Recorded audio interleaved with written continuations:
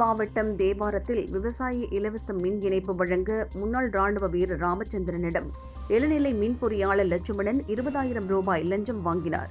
அவரை லஞ்ச ஒழிப்பு போலீசார் கைது செய்தனர். தூத்துக்குடி ஓசூரை தொடர்ந்து 3வது தமிழ்நாடு வளர்கிறது தொழில் முதலீட்டாளர்கள் மாநாடு கோவையில் 25ஆம் தேதி நடக்கவுள்ளது. மாநாட்டை தொடங்கி வைக்க முதல்வர் ஸ்டாலின் கோவை வருகிறார். பயங்கரவாத தாக்குதலில் ஒரு சிலரின் தொடர்பு காரணமாக காஷ்மீரில் உள்ள ஒட்டுமொத்த மக்களும் சந்தேகத்துடன் பார்க்கப்படுவதாக முதல்வர் உமர் அப்துல்லா வருத்தம் தெரிவித்துள்ளார். இந்திய அணியின் கிரிக்கெட் வீரர் ஹர்திக் பாண்டியா தனது காதலி மகேகா சர்மாவுடன் ஜிம்மில் எடுத்துக்கொண்ட புகைப்படங்களை தனது இன்ஸ்டா பக்கத்தில் பகிர்ந்துள்ளார். இந்த புகைப்படங்கள் இணையத்தில் வைரலாகியுள்ளன. சுகோய் 57 என்ற 5ஆம் தலைமுறை போர் விமானத்தை இந்தியாவிலேயே தயாரிப்பதற்கு அனைத்து தொழில்நுட்பங்களையும் முழுமையாக வழங்க தயாராக இருப்பதாக ரஷ்யா அதிரடியாக அறிவித்துள்ளது.